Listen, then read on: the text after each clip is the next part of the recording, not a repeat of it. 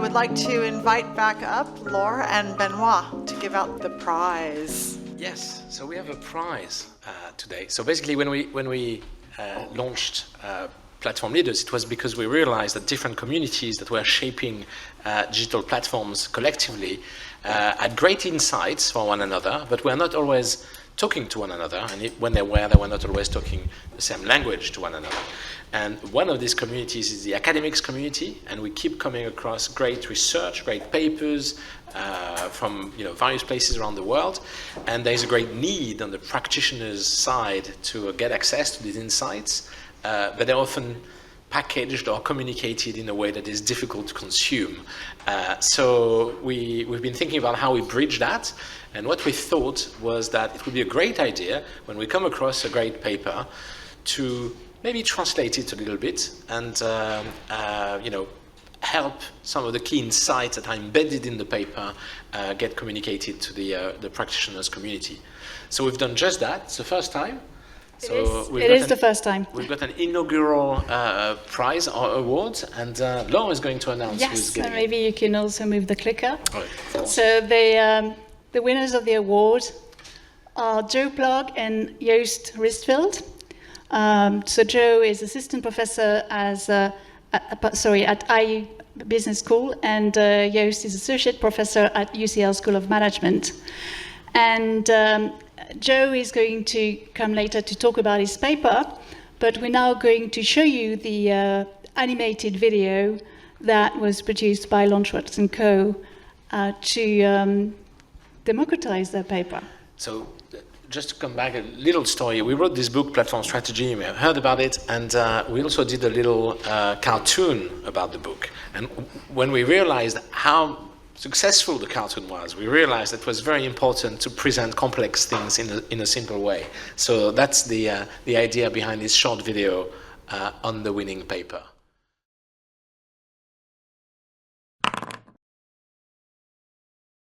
Imagine building the next big platform. You're excited because you know network effects can create immense value that scales with the number of users. But before launching, take a look at Rolling the Dice by Dr. Joe Ploog and Dr. Joost Rietveld, which highlights important considerations when designing products with network effects. Network effects drive growth, but only if they reach a critical mass of users. Network products with large user bases can win, yet those that fail to reach this scale are often locked out of the market entirely. This risk is especially highest in the early stages. Analyzing the board game industry, the authors reveal that if your product has social features, like multiplayer or friend-sharing functions, you may need to work harder to convince users to buy and invest time in it. Novel product features can overwhelm consumers, and early adopters don't always predict mass appeal. In crowded markets, network products can be overshadowed by competitors, making it difficult to build a critical mass. The takeaway? Network effects can be powerful, but are not a guaranteed path to success. As you craft your optimal strategy, you must think carefully about product features, market dynamics, launch timing, and consumer behavior. There you go.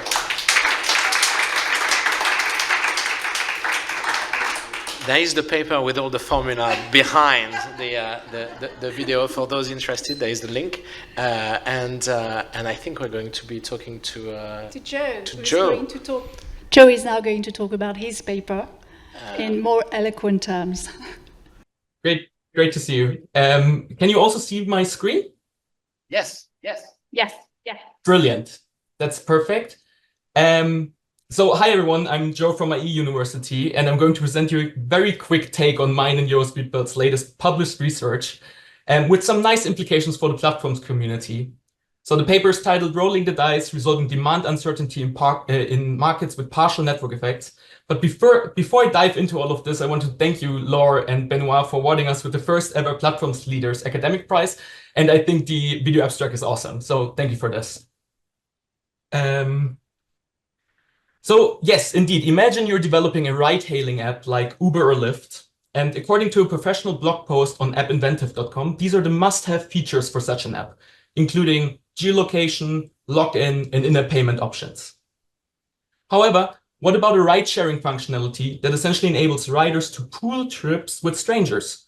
On top of any platform's indirect network effect, a ride-sharing functionality would additionally unlock direct network effects by making the app more valuable the more end users would actually want to share rides. And this strategic agency by firms to implement direct network effects into their platform or product design leads to a situation in which products with and without network effects compete within the same market.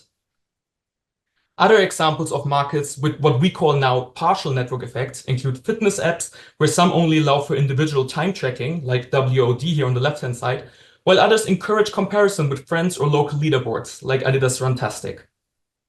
And my favorite example comes from the video game industry, where some games like The Witcher are strictly single player, meaning of all the players' interactions, they are happening with the computer-controlled characters, while in other games, for example World of Warcraft, most interactions actually happen with other real players who thereby benefit from a direct network effect.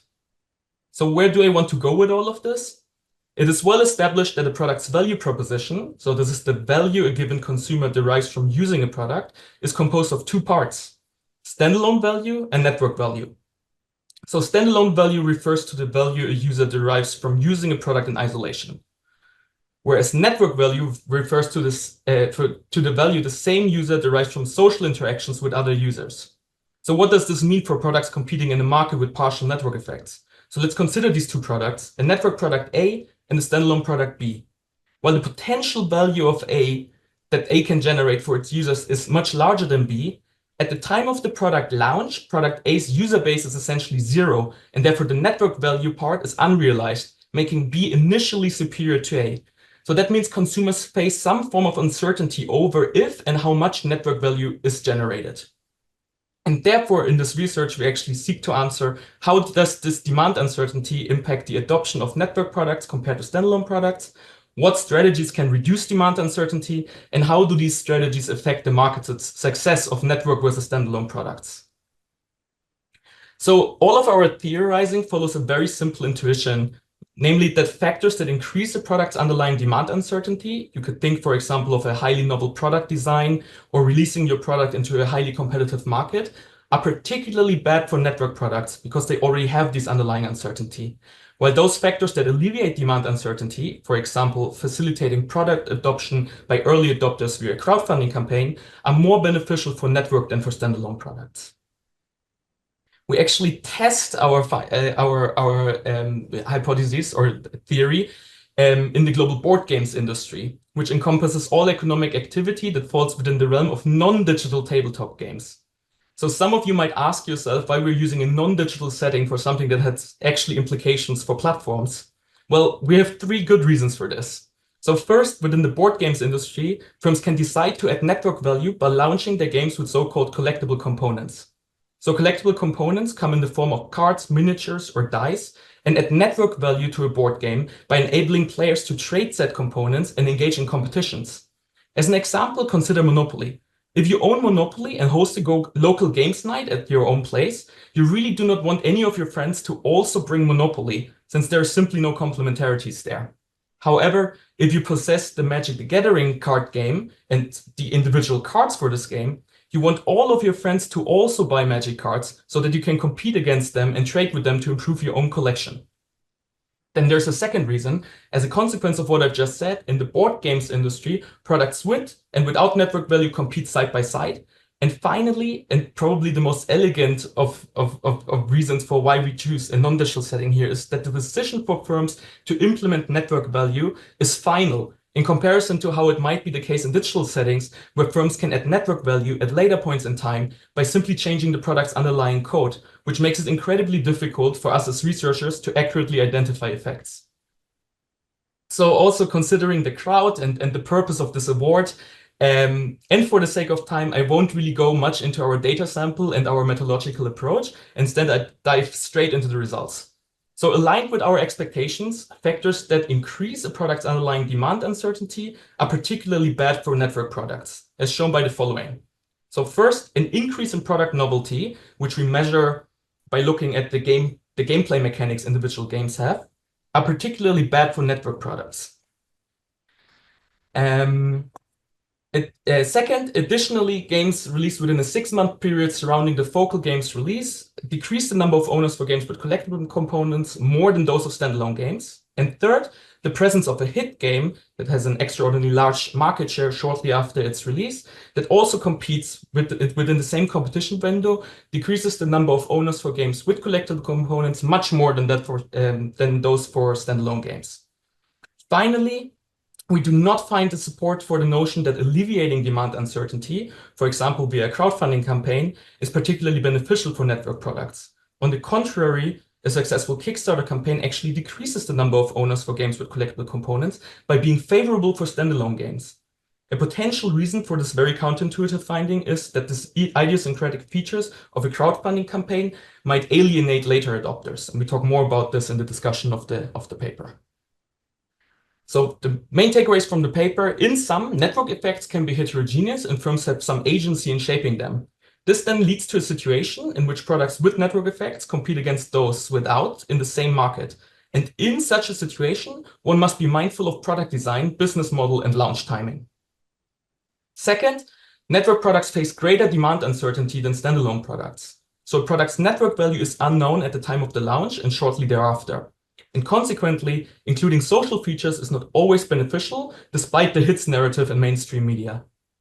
And last but not least, firms can resolve their product's demand uncertainty through various strategies. So we show that product novelty, early adoption, and competition indeed do affect demand uncertainty, and factors that increase underlying demand uncertainty negatively affect the diffusion of network products over and above these factors' effects on the diffusion of standalone products.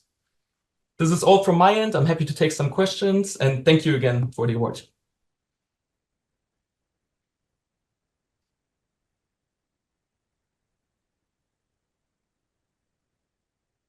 Sure. Any question? Sure. In the days after this demonstration. I question could, for practitioners? It's been a long session, Joe. So everybody is tired. No and you're the worries. last standing between the wine. So maybe Don't want to keep from that. nobody is there. Okay. Well, thank you, Joe, for joining us. Sorry for the sound back. And congratulations again. The paper is great. So Thank you, Joe. thanks again. Thank you. Take care. Bye-bye. Good. That's it. I think we have a few things. You need to come back up.